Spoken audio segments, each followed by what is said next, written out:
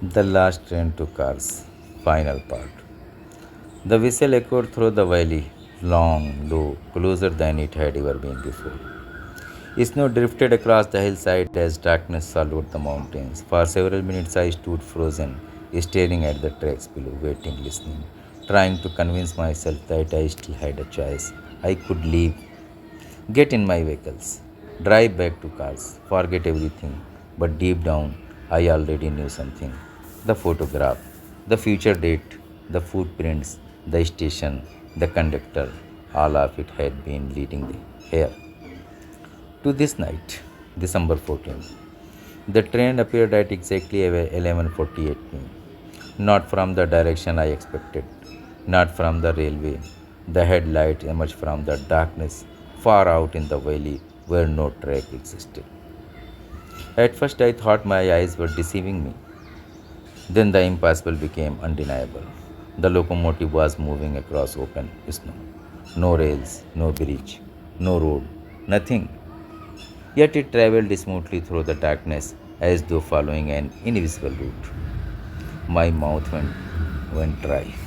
My mouth went dry. The train was not bound by the railway anymore. Perhaps it never had been. The headlights swept across the hillside, searching, and then stopped. Directly on me, the beam felt almost alive, like an eye recognizing something familiar. Recognizing me, the whistle sounded again, closer, invitation and warning at the same time. Then the train began climbing the hillside, impossible, silent. Its wheel turned without touching rails. The massive locomotive advanced steadily through deep snow, coming directly toward me. I finally ran. I don't remember much of the next few minutes, only fragments. My boots sleeping, the sound of my breathing, the darkness between the trees, the constant whistle behind me. Every time I looked back, the headlights was closer. The train never accelerated, never rushed. I simply maintained the same steady pace, certain it would catch me eventually, and somehow that certainty terrified me more than pursuit, because it was not hunting, it was collecting, like it had done before, again and again, for decades, perhaps longer. The forest ended abruptly at a rocky bridge overlooking the valley. There was nowhere left to go. The drop behind me was steep, dangerous. The train emerged from the darkness below, silent now, waiting. Steam drifted from the locomotive. The yellow windows glowed softly against the snow. Passengers filled every carriage. Motionless figures sitting beneath dim lights, watching. I could feel hundreds of eyes on me. Then a door opened. Not the locomotive, not one of the ordinary carriage, the dark carriage, the 13th carriage. A narrow set of metal steps unfolded onto the snow, and the conductor stepped out. He looked exactly as described in the old reports. Dark uniform, brass button, railway cap, tall, thin. His face seemed distinctly difficult to focus on, not hidden, not blurred, just wrong, like my eyes could not fully process it. The conductor removed his cap politely, then smiled. The same smile I had seen through the window. Good evening. His voice was calm, almost friendly. I didn't answer. The wind carried snow between us. For a moment, neither of us moved. Then he gestured toward the open carriage door. Your train is waiting. Something about those words filled me with dread, not because of what he said, because of how familiar it sounded, like I had heard those exact words before, long ago. In a dream, perhaps, or somewhere buried deep in memory. I am not getting on that train, I said. The conductor nodded thoughtfully, as though he had heard the response many times. Most people say that. What are you? The smile never changed. I am doing my job. My pulse hammered. Those people. I pointed toward the window. What happened to them? The conductor glanced back at the train. For the first time, his expression seemed almost sad. They missed their stop. The answer made no sense. Yet somehow it felt worse than if it had. A moment inside the carriage caught my attention. Someone was standing near the doorway watching. At first I thought it was another passenger. Then realization struck. The person was wearing a red winter jacket. My red winter jacket. My figure stepped closer, and I saw my own face, my own eyes, my own expression, standing inside the carriage waiting. Everyone's ounce of warmth left my body.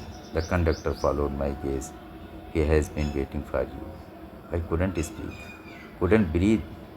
The figure inside the carriage raised one hand slowly and beckoned me forward, not aggressively, not urgently, patiently, as though it knew I would eventually comply. Something broke inside me then, a survival instinct, a final refusal. Without thinking, I turned and jumped from the ridge. The fall should have killed me.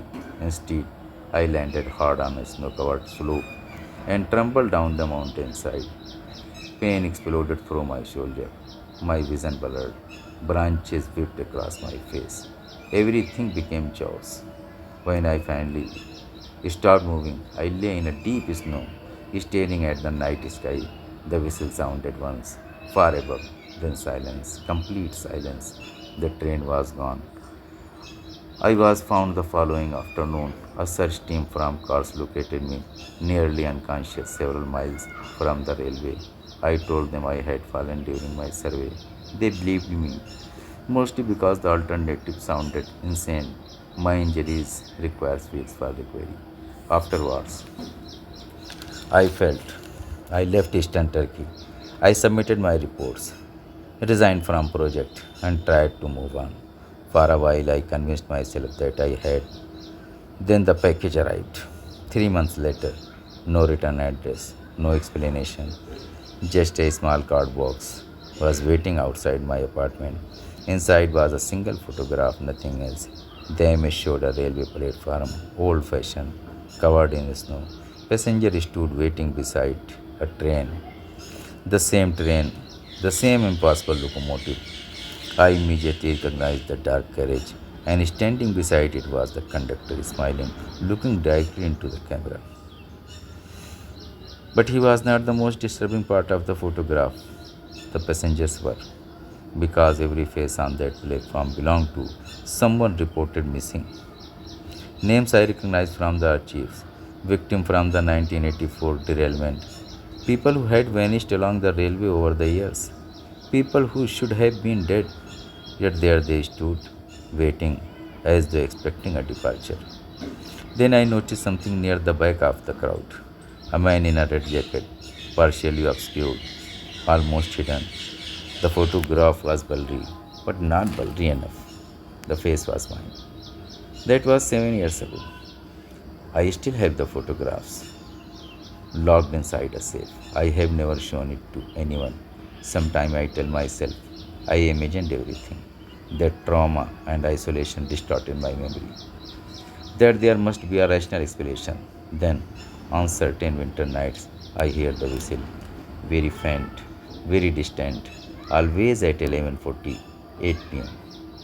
No matter where I am, no matter what country, the sound lasts only a few seconds, just enough to remind me. And every year on December 14, something else happens. A photograph appears, no envelope, no postage, no explanation, just a photograph. Each one shows the same platform, the same passenger, the same train.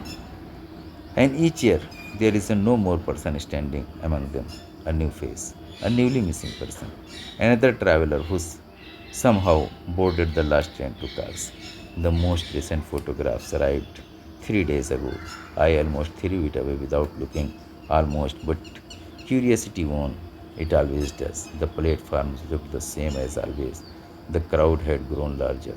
The conductor stood beside the dark carriage, smiling, waiting. And there, reflected in one of the train windows, was something I had never seen before, a date printed on the glass from the inside. Not 1984, not 2019, not any year I recognize, just 6 words scratched into the frost. Final arrival December 14, 2026. And beneath these words was a seat number, my seat number. I have heard the whistle every night since, closer each time, closer than it has ever been before. It is 11:42 p.m. now. Outside my apartment window, snow is beginning to fall, and somewhere in the distance I can hear a train approaching.